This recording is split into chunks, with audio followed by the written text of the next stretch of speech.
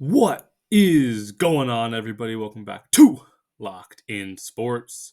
Bringing you my 5 best bets for today, Monday, March 25th, in the NBA. We're on the third iteration of my vacation recording setup, and kind of like this one. Let me know what you guys think about it, if this is the easiest to watch.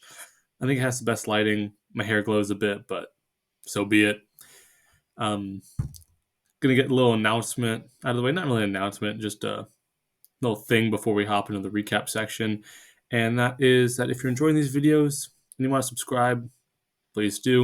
You can get notified when videos drop. We make a lot of money here on the channel. We got a lot of good picks, and we're building a really fun community here. So if you guys want to drop a sub, it would be much appreciated, especially if I'm making you money.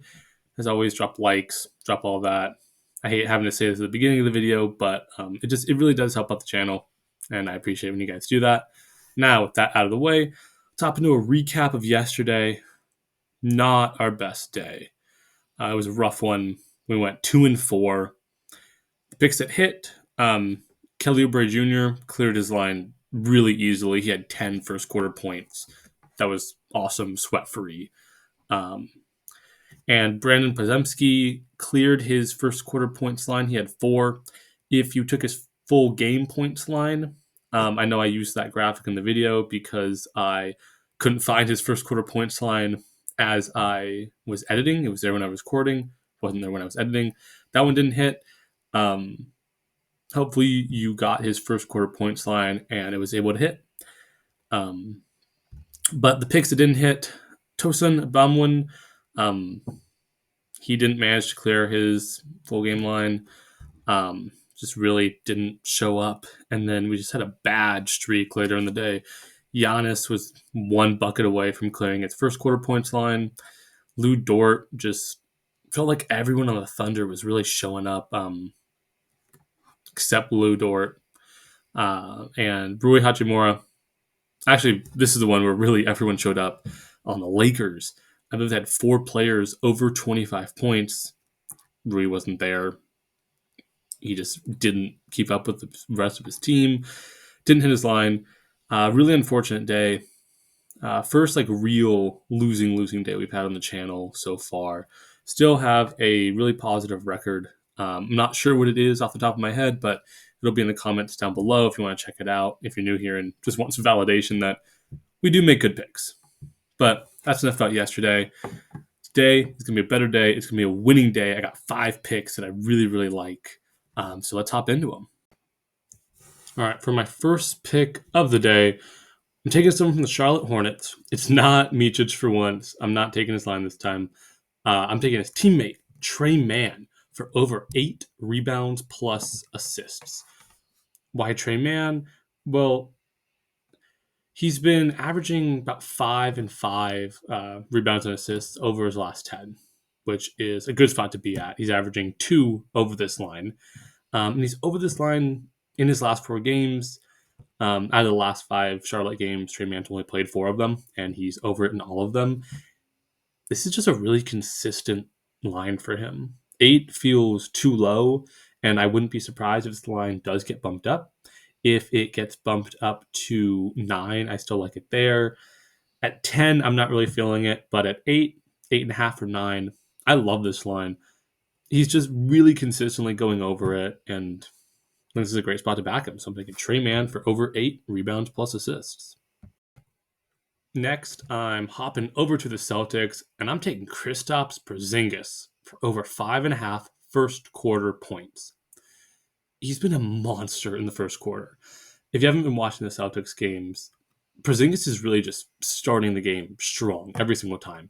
He's averaging 7.6 first quarter points over his last 10, a whole bucket above this line. And he dropped 10 in the first quarter against Atlanta previously.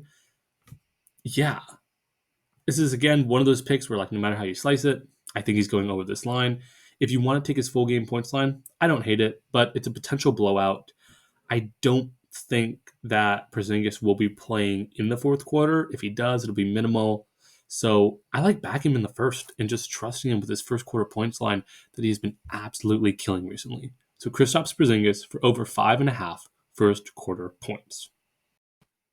This next pick comes at us from the New York Knicks, and it's a player that I really hadn't heard much of until recently, but it's Miles McBride for over 13 and a half points. McBride is going stupid over in New York.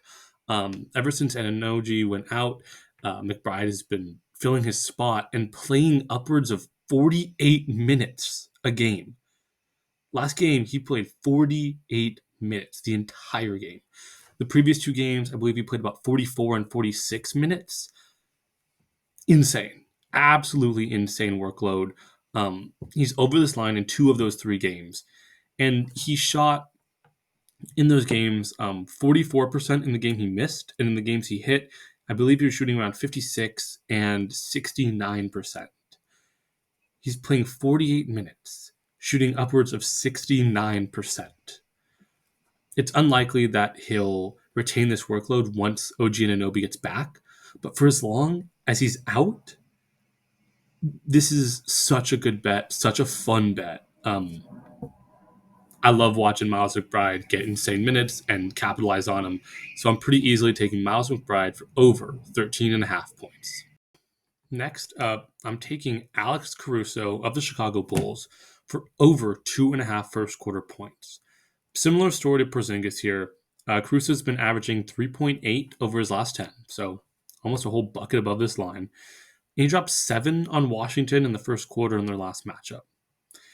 This is a potential blowout, so I like backing Caruso in the first quarter. And Caruso also might see limited minutes due to injury. He's questionable to play. But if he does play, I think the first quarter is where he'll be playing the most and is the most safe bet to take on him. So, yeah, Caruso's been crushing it in the first quarter. It's a good matchup for him, and I like backing him for over 2.5 first quarter points.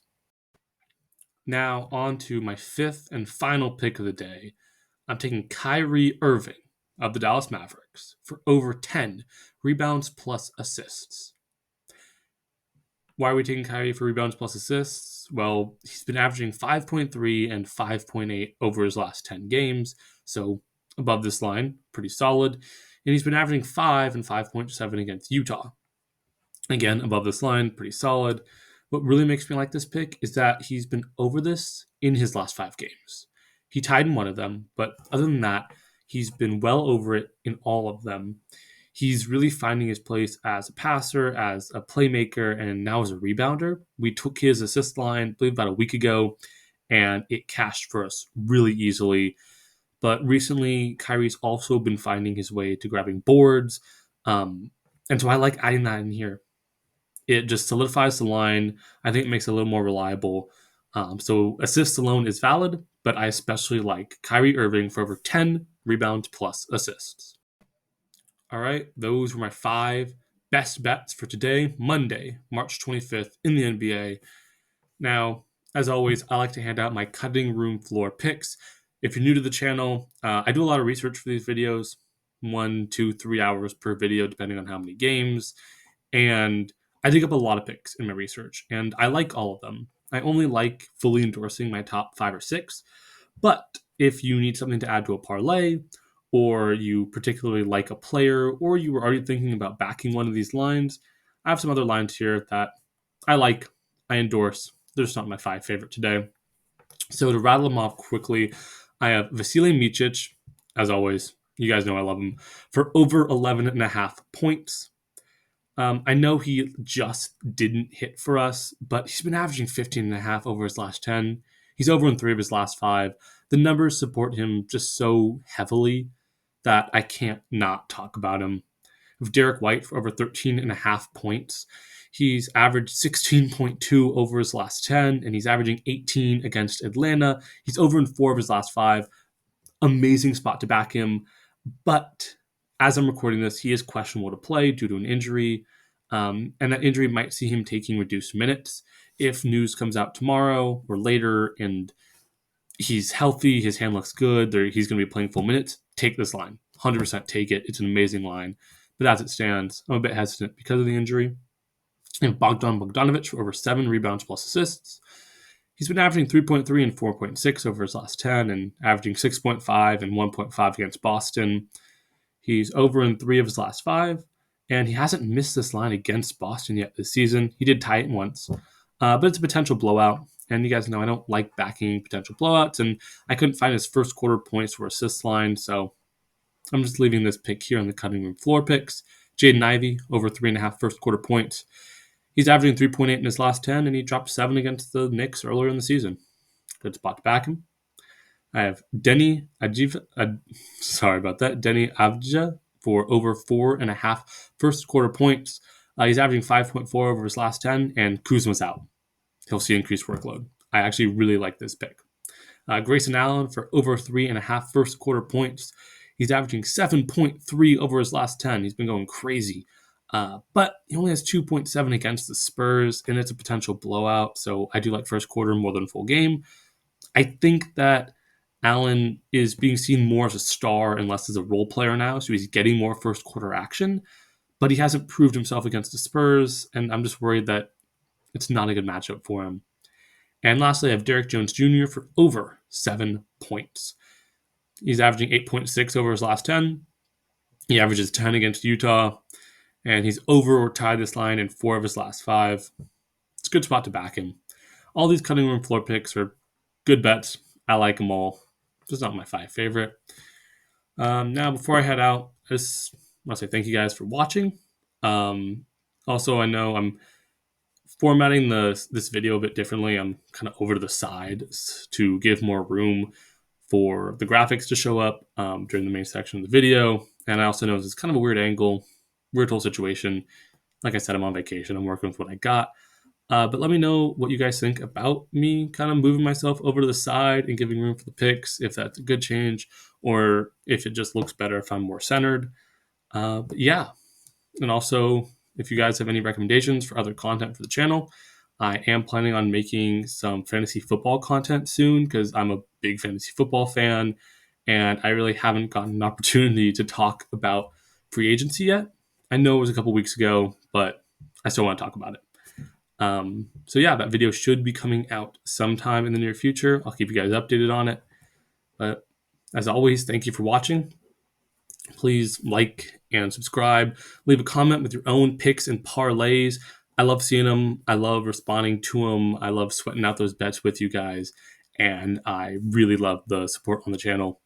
And I see you guys commenting every day, and it really is the reason why I keep wanting to make videos, because I know that you guys are watching them and enjoying them and making money off of them. So yeah, thank you so much for the support. It's been insane and unprecedented, and it means a lot. Yeah, that's all I've got for you today. Have a good one, and let's make some money. Yeah.